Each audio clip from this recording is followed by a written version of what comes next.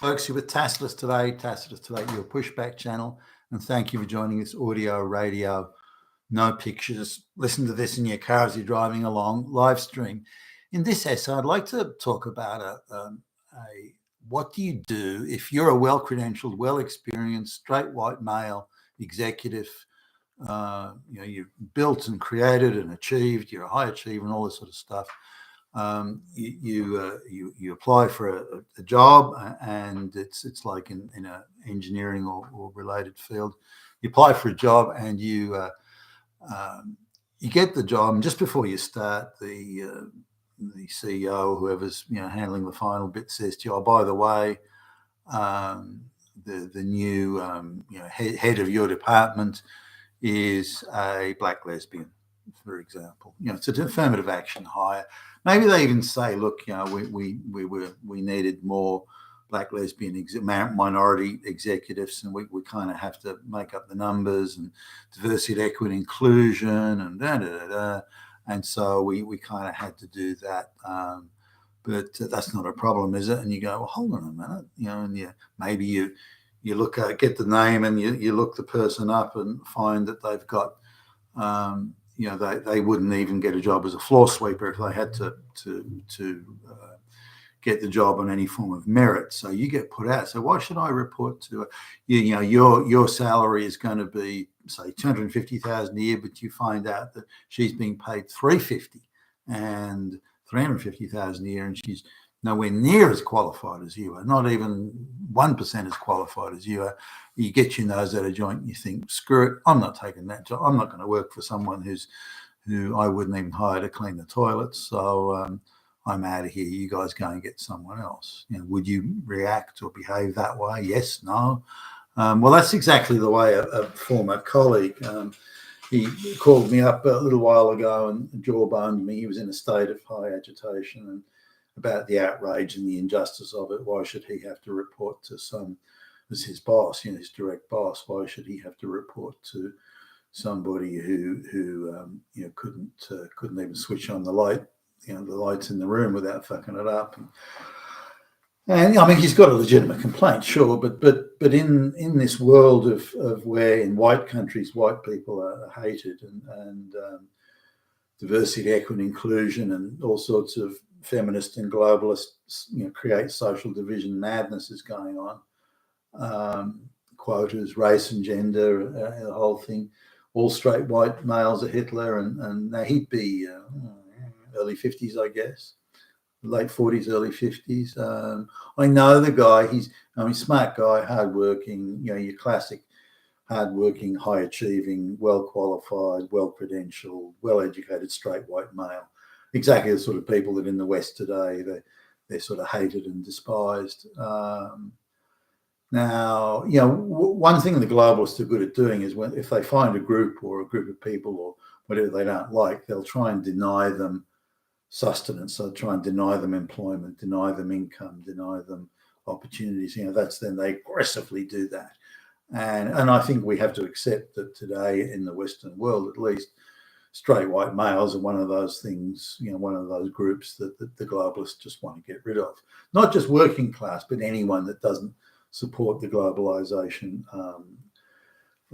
program, the ideology. If you don't support mass migration and you're far right, fuck, you're Hitler, for goodness sakes.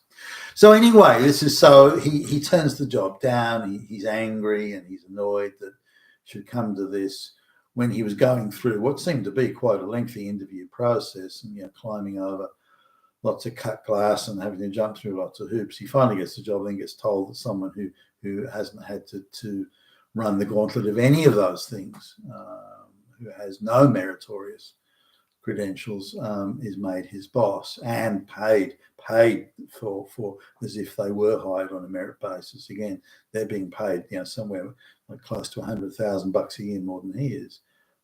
So he's got a lot to be annoyed about, and a lot to be disappointed and upset about. I tried to calm him down by saying, "Well, look, this is a political thing.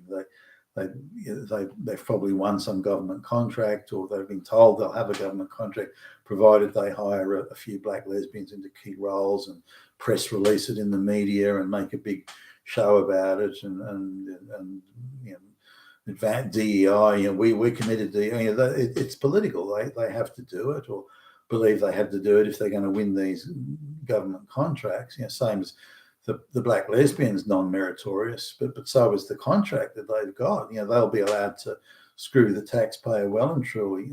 They'll be awarded the contract purely on the basis that they're compliant with the globalist projects and nothing else, and they'll be paid well above the card in the government contract that they're given. So I was trying to explain that he needs to see it in a wider sort of political context rather than just a straight employment decision. So anyway, he's already told them to get lost. So he's back to the drawing board, as it were, and looking at other opportunities. I mean, he's a smart, hardworking guy, but given what he was telling me, there was a time not that long ago. If you were a smart, bright, hardworking, get the job done, got a track record of getting results, you're one of those sort of guys, you'd be snapped up really quick. They wouldn't even let you out the building after the interview. They'd be plunking a contract in front of you and getting you to sign it before you left. And that would be, but not anymore. The black lesbian's more likely to get the job than the high achieving straight white male is. That's just how it is now. And I mentioned that to him, but he said it's wrong, which it is. No, it got me thinking. I just want to go back to a time some years ago when I was offered a job. I knew the CEO, and he said, "Hey, Billy Bob, do you want to come and work for us?" And it was like a VP, a junior sort of VP's type job, paid well. It was quite a big company, and they weren't too tough on getting results. They were sort of tough, but they weren't, not like I was used to at the time, where if you didn't sort of make your numbers, you're out the door. But this company, they weren't that heavy. I mean, if you continually missed your numbers, sure, but they were far more sort of collegiate and Socratic in the way they viewed the world. So anyway, so I get these. He takes me out for a lunch and a cup of coffee to try and convince me to do it. But while this is going on, and I think it was after I'd met him for the second time, and he pretty much convinced me I should take the job. And then he says, "Oh, by the way, the executive vice president, EVP, we've appointed Billie Jean to that role." Now I knew her. There's this lady. She'd been with the company some time, and she's a few years older than me, and we got on quite well. Getting on, or liking, or not liking, or having bad blood, or anything like that. There's nothing like that. But there's no way that she was qualified to be an EVP. Now, this is at the very beginning, if you like, of the as diversity, equity, inclusion, and appointing women to key roles, particularly if the company had a head office in the United States. This was the beginning. This was where in Australia, at least, where it really kicked off, and it was there was women being appointed. They were just grabbing receptionists and giving them titles of general manager or this or that or sales director or something. They were just throwing receptionist women. If you were, it's like if you're an upright woman, if you were the fucking office cleaner, you were female, they would give you a job. It was the beginning of that sort of thing. And you particularly saw it in areas such as finance and banking. They were particularly keen on it there, and in IT and stuff like that. So anyway, they've given her this job, and again, I had no problem with it. I quite liked her, but there's no way she was. I mean, she's jumped 3 or 4 rungs in the ladder just in one move. And the CEO did mention, look, we need to look like we're supporting women in management and that sort of thing. So this is for us, it's really good publicity to be putting her in it. Now, she wasn't. She was actually above average. She was bright, and she's above average in brain power, and I thought quite measured. There was an element of the diplomat about her, so she approached things cautiously and in some ways sensibly, but she just simply wasn't qualified to be in that role. For example, if I was the in that company, if I was the EVP and they said to me, look, we'd like to offer her to you as a VP, I would have said, no, she's not qualified. I wouldn't. If the reverse was the case, I would have said, no, she's not qualified. But anyway, that was the company's decision. He lets me know this at the last minute. And so I thought, he said, look, don't, and he probably saw the look on my face. He said, look, don't say no. Don't turn this down. I know I know what you're thinking. Why don't you go and sit down, have a chat to her and just get comfortable with the idea. I've mentioned it just quietly that you may be available, interested, and she's very excited about having you as a VP reporting to her. And I can understand that because I could fill in a lot of the holes and a lot of the blanks in her lack of expertise. I could sort of support or carry, if you like, an unqualified EVP. But anyway, he said, don't turn this down. Don't go and talk to her. I've already spoken to her. And so we met. Isn't it a pleasant meeting? It was like, had a nice cup of coffee, and she's again, I quite liked her. So there's no problem with it. But it was plain just talking to her that, as we talked through some of the issues, that she's just was way underqualified for that role, and that irked me. It sort of rankled with me at the time. And I was sort of thinking of looking past, because they were putting quite a lot of money on the table. It was better than, it was better pay than I was getting at the time. Not hugely so, but better nonetheless. And it would be a much lower stress job. And there wouldn't be the running around, ass busting long hours that I was doing at the place where I was at the time. So there were some pluses there. Also, it's a better location. The office, the main office is a better location. Anyway, looking at all of that, I was thinking, what, I may actually do this. And some of the things where I still was young enough then where I thought I was going to conquer the universe and all this sort of thing. But